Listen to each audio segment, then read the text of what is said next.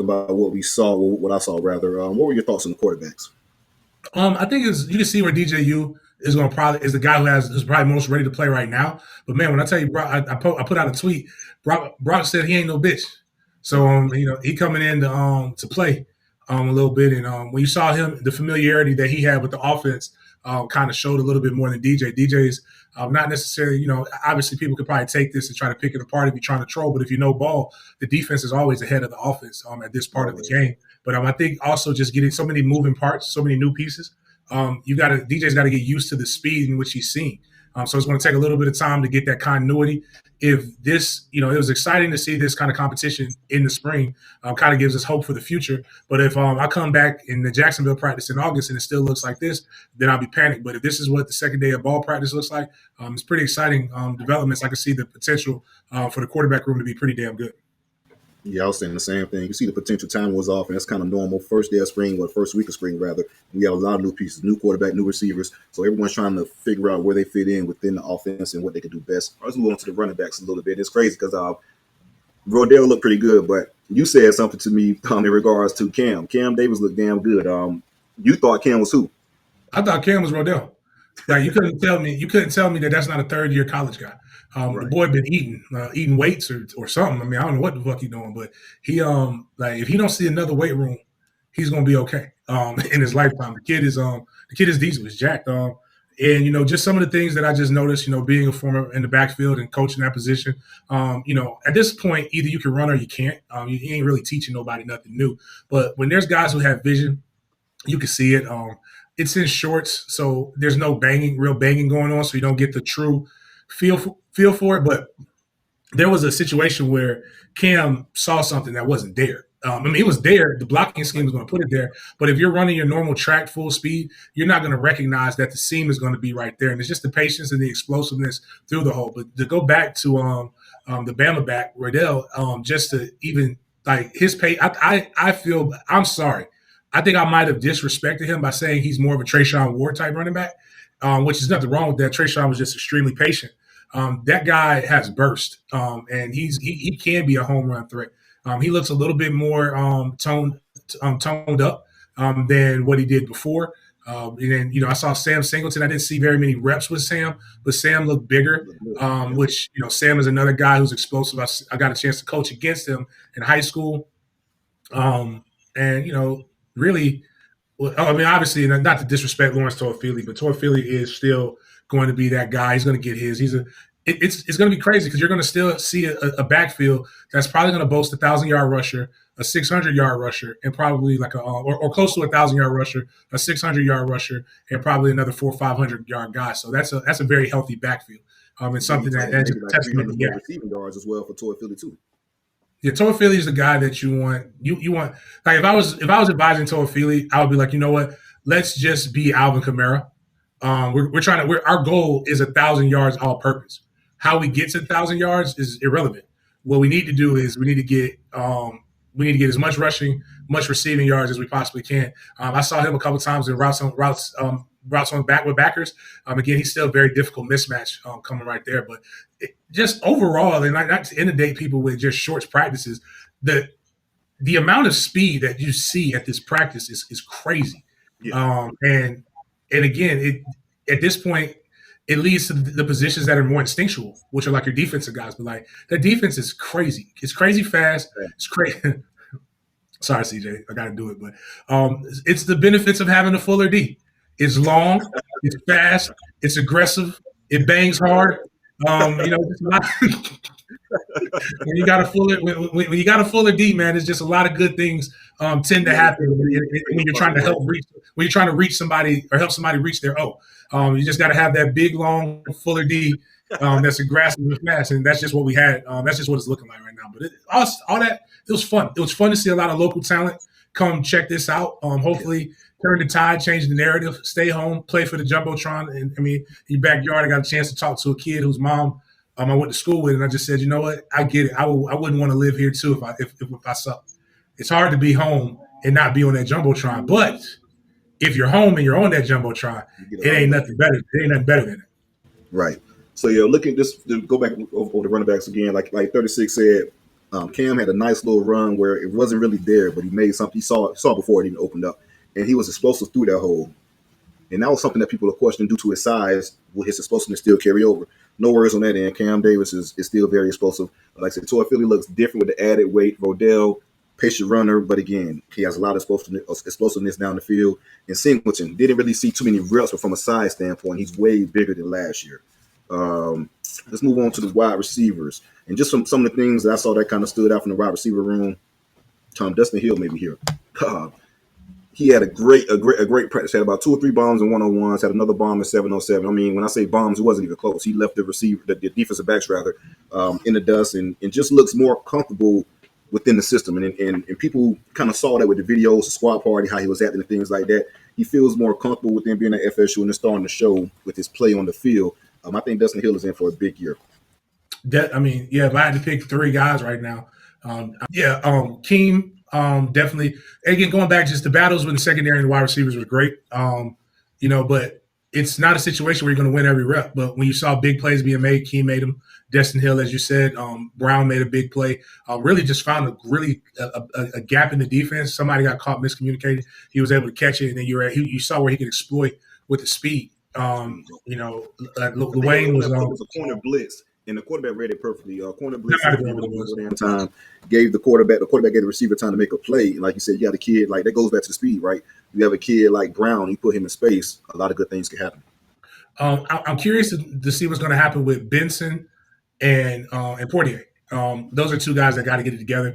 A guy that has it all. Like, I want to make sure, because I don't ever want to seem like I'm bashing somebody, but there's this thing in baseball called the yips. Like, where you just can't do simple shit. Like, you can't field, you can't throw a ball, you can't pitch, like things that you should know how to do. And just sometimes it seems like Deuce Spain is like going through the yips or something, man. Like, as far as big, physical, fast, explosive, he's got all of it. It's just, when we talk about Keon Coleman dropping, we talk about Johnny Wilson dropping, like, just Deuce just drops these routine things. And what was great was, now I will say this was encouraging, is you don't see him just fold. He got back out there, and you also see Mike continue to try to feed him the ball to try to build that confidence. But he also coached the shit out of him. Like, he's yelling and getting up in guys' ears, and just not letting people be settled for being mediocre, which I think is a hallmark trademark of Mike Norvell. And what makes this team, again, when people want to know what the pulse of the team, it's him. And I think that's at this juncture, Mike is young enough, energetic enough to where he can be the guy that's going to always be the lightning rod to make the team go until he's able to consistently have that senior leadership around that's expecting it. But when I look at the wide receiver room, I just see a lot of youth and potential. Yeah, to your point, it was a play in 1-on-1s where Greedy Vance ended up missing the pass, missing the breakup by an inch or whatever, and ended up giving up on the play. Not necessarily, giving up on the play and kind of being down on himself by not breaking up the pass. And Mike chewed his ass out, pause, in regards to quitting on the play. Yeah, that's a fucking touchdown. Okay, you gave it the damn catch, but finish the play and make the tackle. While you quitting on the play and getting down on yourself, you just gave up a 70-yard touchdown. So Mike was cussing out of being on him for that. And that just proves what goes back to your point in regards to the pulse of the team is really Mike. And he's going to make these guys go at the tempo and pace that he feels is necessary. But again, I do agree. Destin Hill, Hakeem looked very nice, physically built, in shape. Last year, that was one of the biggest issues, just the shape he came in. Looks very good in shape, and of course, he's way more familiar with the playbook. LaWayne McCoy is a guy that looked pretty good as well. He was giving Charles Lester the blues pretty much all days in 1-on-1s, which is a good thing. I love those guys battling. Another freshman I'm pretty high on that I like is Camden Fryer. He's going to be a good player as well.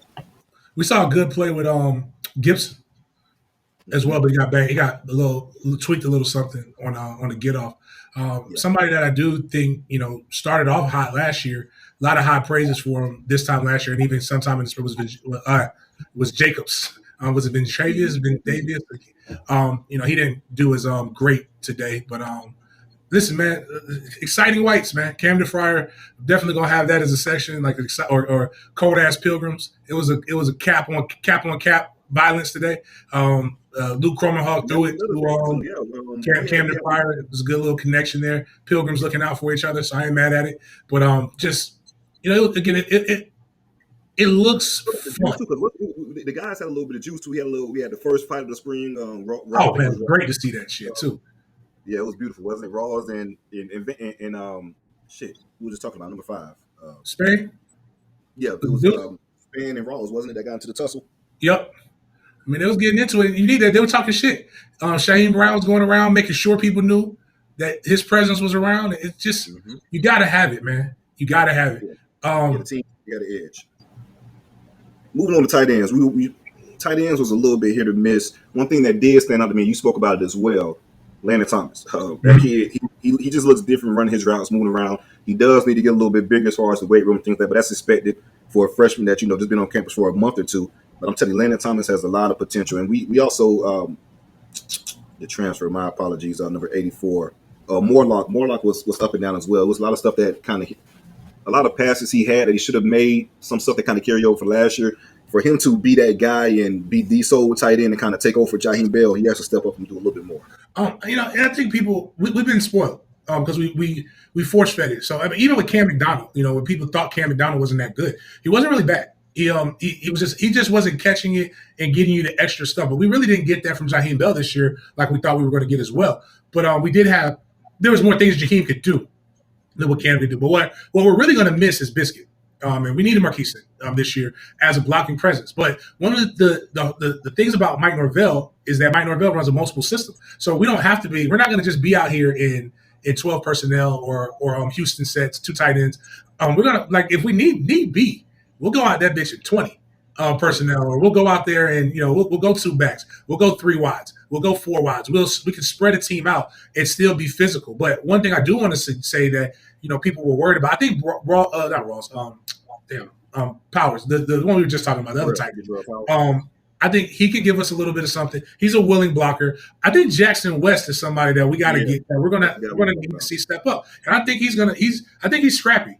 And as a guy who's done that before, you ain't got to go out there and you ain't bro, them bitches 275 out there and going forward. You ain't finna just be I don't even show me film of Brock Bowers every week putting an SEC defensive end on his back. What I need you to do is give me 2 seconds or get the fuck open. And if you can't do it, what we can do is we can put packages in there to get the guys in space, which I personally want. I want to see Toa Philly on the backer. I don't really care if Murlock. The only thing that Murlock gives us is a huge frame. And I think he's still trying to learn how to get that. That's draftable. We'll be able to see the benefits of it, and God bless him. I think he's going to probably be a 300-yard guy. If we get 300 yards out of him, I think we've done really, really good. But Landon Thomas is going to be the guy, in the future. And you fuck around and get you another one. If we can somehow figure out how to flip, I'm going to tell you, a guy who, if he gets in the weight room, the bitch from Camden County, I seen that motherfucker. He is huge and can run routes. I seen him run a screen against us at Mandarin in 7-on-7 camp. I'm not 7-on-7 camp, excuse me. In a full padded camp. And once that bitch gets his legs moving, it ain't no stopping him. And it's kind of just like Landon. So, but that blocking tight end stuff is a thing. This ain't the 90s and the 2000s anymore. Don't worry about that too much. All right, guys. We got close to 100 people in here, man. Make sure you guys like this video and subscribe to the channel if you haven't. Again, like the video, subscribe to the channel if you haven't. Appreciate it. Moving on to the offensive line, but there's not really too much to talk about because we don't really know due to those guys being in shorts and helmets, shorts and helmets. But from the look standpoint, of course, the leader of the offensive line unit is Darius Washington. He looked really good out there. There was a couple other guys that, from a look standpoint, really caught my attention. The guard, Keandre Jones, the guard from Auburn, he looked really good as well. What's your thoughts on the offensive line from what we saw in that limited portion, as far as just shorts and helmets? Yeah, I mean, again, what we want to know what these guys look like. Do they look good in shorts? If you don't look good in shorts, I mean, that's a bad thing at this level. It's cool when you can get it done in pads, but I need to see. They call it the big uglies for a reason. And so we got some guys. A lot of people asked me about Richie Leonard, and I didn't really get a chance to see much going in. I'm gonna go to one of the padded practices. I'll probably check out 2 or 3 more practices when it's all said and done. But I'll tell you this: 4 years ago, we didn't look like we belong. Right now, when I go out there and I look at that field, I look on both lines. I'm looking at, because people keep talking about we need the body types. I'm looking at this. I'm seeing body types, and that's something that we haven't had in a while. Agreed. Those guys looked apart as far as the body type, and we was there a couple of years ago when we saw that, and there was some questions in regards to do we even look like a formidable ACC team? But of course, 2 years ago we saw the changes with the 2022 team. We told people hey, look out for the NOLES this coming year, and 2 years later that shit hasn't changed. We just pretty much improved that look year after year. All right, moving on to the defense. Of course, defensive line, the same thing from a look standpoint. Josh Farmer wasn't out there as well. Didn't see him anything like that. But from a look standpoint, first person off the bus is who? Shit, Daryl Jackson.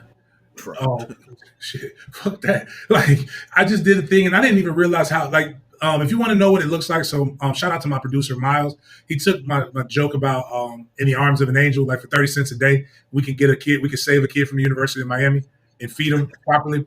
But go look at Jackson from a year ago and his arms. His arms kind of look like crab legs. Like, when you crack a crab leg and you pull it out, it's just straight. That boy, and Miles put the picture. And then he put a picture of what was shown from practice on Tuesday and what I saw today on Thursday.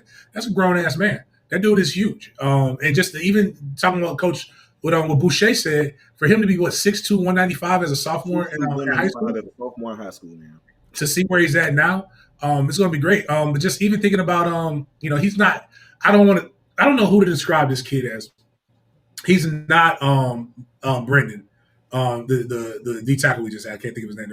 He ain't him, but he's something like it. He's got the long hair. The boy from Colorado State. Great. We saw Samson. KJ looked good, and was it Lions? I can't think of number 95. Put on some extra weight, which we asked for. And again, so what it is we got five guys that look like they should be getting reps in rotation. Obviously, I think Farmer, your Farmer and Jackson are your starters. And the other guys are definitely rotational guys going to be able to get in and get you some quality reps. But I think what I saw from Lolo, and I don't know how to say this might be a pause moment, but you ever see somebody so thick that they look short? Like, it's just his whole body is just like, I said, like he looked that tall, but you kind of put it in perspective, like he's just built pretty solid, man. Some big guys. Yeah, and so like I'm that's really where, to protect where you're weak at or where you don't have depth, you have to win where you're strong. And where we have a lot of depth is at the defensive end spot. And I could just go through the list of who made a play with the defensive ends. And so when you're talking about, obviously, Shea Tree Jr. looks the part. Looks great. Byron Turner made some play, really good. Pat Payton-esque type play, snuffing out a screen, being able to come off from explosive position, jump vertically in the air, back the ball. Now, might have been able to get the interception if he needed to. Obviously, Pat Payton is who he is. You're seeing a lot of guys make things happen. The African Dorje 19, he's doing this thing. Just again, fun.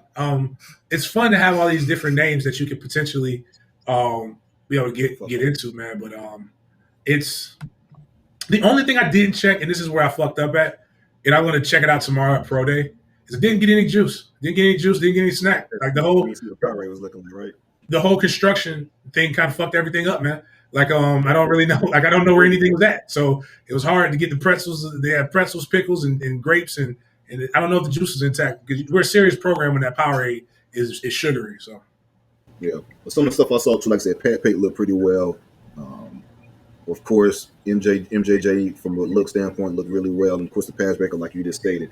But again, we will know more once we get an actual pass and see what the defensive line and offensive line look like moving forward. They talk the linebackers again. This is another position that is kind of hit or miss. But I will say DJ Lundy looked very well as far as making plays in the pass game, something we've been asking for, right? And also just moving more fluidly. So to get him back out of the portal with from the flirtation with Colorado was big time for us because DJ Lundy, of course, is the unquestioned leader at the linebacker position. All you people who say we don't need DJ Lundy, fuck DJ Lundy, all this other bullshit. The bullshit. like that motherfucker look good, man. Also Alabama, the Alabama kid was moving around well. A lot of guys didn't give Cryer his props. Cryer did some stuff. Nicholson, I got a little bit more information on Nicholson. They were just saying Nicholson's problem last year was that he was just in Cali, he was just allowed to be a good athlete. He wasn't coached up on the nuances of the position. He actually played more running back than he did. So so that's kind of the big thing. So again, I don't know how many linebackers people think we need. I wouldn't mind getting another one, but you don't need to have a 10 deep linebacker room when you run a 4-2-5. Right. We need 6 at most 8 solid, and I think we got 4 or 5. I mean, I got news for you guys. If we're on our third string linebacker, our expectations might have to change depending upon where it's at in the season. So that's just not something that we would want. But I hate to get on this. I'm sorry about coming on late, but I got to hop off, CJ. No, you good, bro. Appreciate you. But nah, man. All in all, I would say it's not as drastic as it was 3 years ago when I say this was the best spring. The expectations have changed, but I will say this: um, I'm amazed at how little of a drop off we had and what I'm seeing. So I got to bring my son. I got to bring the best person on the beat, James Anthony Coleman III, Trey. If Trey gives us a thumbs up, then I know we're good. Yeah, if Trey gives a thumbs up, we'll be in for a real good season. But I appreciate you, bro. Let the people know where they can find you at and follow you at. Den Media Group on YouTube. I'll probably be doing something at 9:30 tonight. Y'all enjoy CJ's. I know Chris got sporadic, so I'll let everybody do that. Then I'll give a little bit longer before I go to the cigar lounge and go have some fun before I go work pro day tomorrow. If you're not on YouTube, you can see it on Twitter. It will be on my @BigGameJames_36 or @Den Media Group. We just don't respond to questions from there. If you want to talk on the YouTube.